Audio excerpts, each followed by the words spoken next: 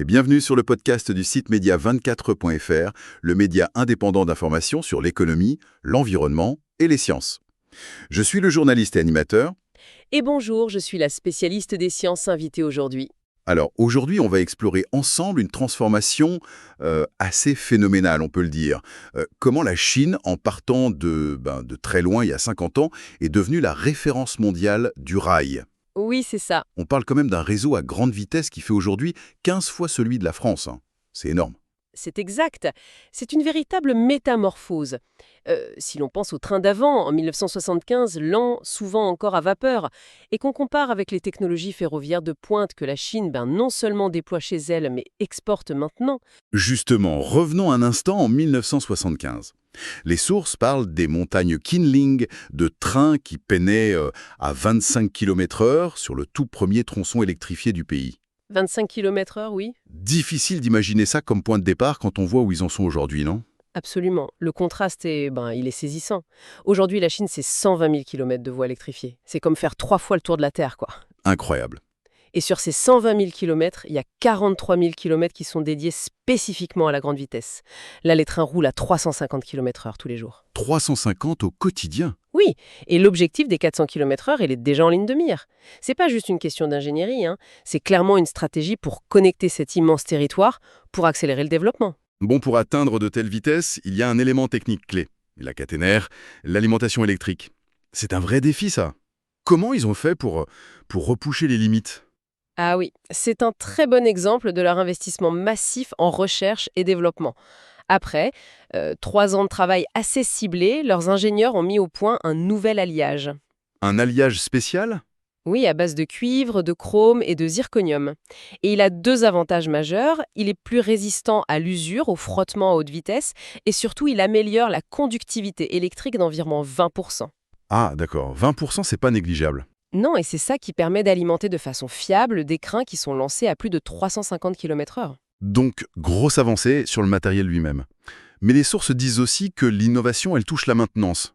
L'inspection des lignes, par exemple. On serait passé du tout manuel à l'automatisation. Tout à fait, et ça c'est une petite révolution en soi. Il faut imaginer, avant 2019, rien que pour la ligne Pékin-Shanghai, il fallait analyser à l'œil nu 14 millions de photos des câbles chaque année. 14 millions de photos. J'imagine le travail de fourmi et le risque d'erreur. Exactement. Alors que maintenant, ils utilisent un système qu'ils appellent 4C. Ça combine des caméras haute définition sur les trains, de l'intelligence artificielle pour analyser les images en temps réel. L'IA qui regarde les câbles, en gros. C'est un peu ça, oui. Et des algorithmes qui repèrent la moindre petite anomalie sur les caténaires ou les poteaux. Du coup, on est passé à une maintenance prédictive. On anticipe les pannes grâce aux données, grâce à un jumeau numérique du réseau qui modélise son état en permanence. Et au-delà de la vitesse, quels sont les impacts, les bénéfices concrets de cette électrification massive? Ils sont multiples. Pour le transport de marchandises, le fret, l'électrique, ça donne une puissance énorme. Certaines locaux tirent des trains de 20 000 tonnes. 20 000 tonnes! Oui. Et pour les passagers, des trains comme le CR 180AF, ça transporte 1200 personnes à 350 km/h. Mais surtout dans un silence, un confort qui n'a rien à voir avec les anciens trains, et puis sans pollution directe, évidemment. Et l'aspect environnemental, plus largement. C'est majeur. Moins de particules fines dans les villes, déjà. Moins de dépendance au pétrole importé aussi. Et ça s'inscrit dans leur développement en parallèle des énergies renouvelables pour alimenter tout ça de plus en plus proprement. Et ce réseau impressionnant, il ne se contente pas des plaines, des zones faciles, j'imagine. Il va partout.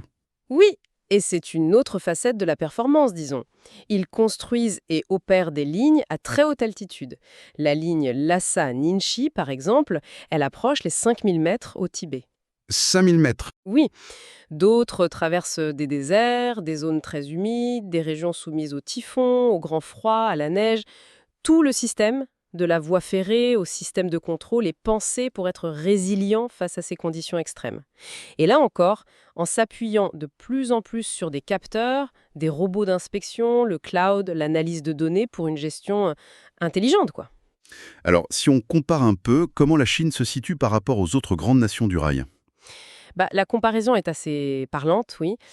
La Chine domine aujourd'hui très largement. Que ce soit sur la longueur du réseau électrifié ou celui à grande vitesse, elle est loin devant. Et les autres? Les États-Unis, l'Europe? Les États-Unis ont un réseau immense, mais très peu électrifié et quasi sans grande vitesse. L'Europe, elle, a un grand réseau total, mais il est très fragmenté, avec des standards des vitesses qui varient beaucoup d'un pays à l'autre. Le Japon, qui a été le pionnier historique, est un peu limité par sa géographie. Et la Chine exporte maintenant cette technologie. Ah oui, activement. On voit des projets avec leur technologie en Égypte, en Serbie, en Indonésie.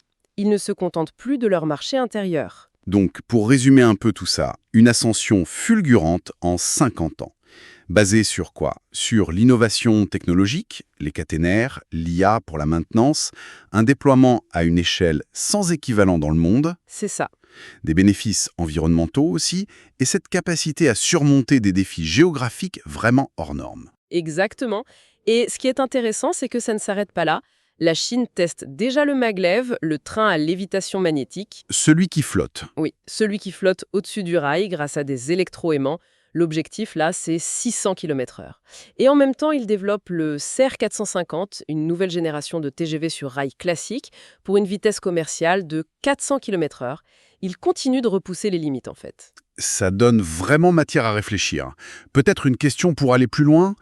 Quelles pourraient être les conséquences à long terme de cette avance technologique chinoise et de cette stratégie d'exportation sur, disons, les standards mondiaux des infrastructures et même les équilibres géopolitiques?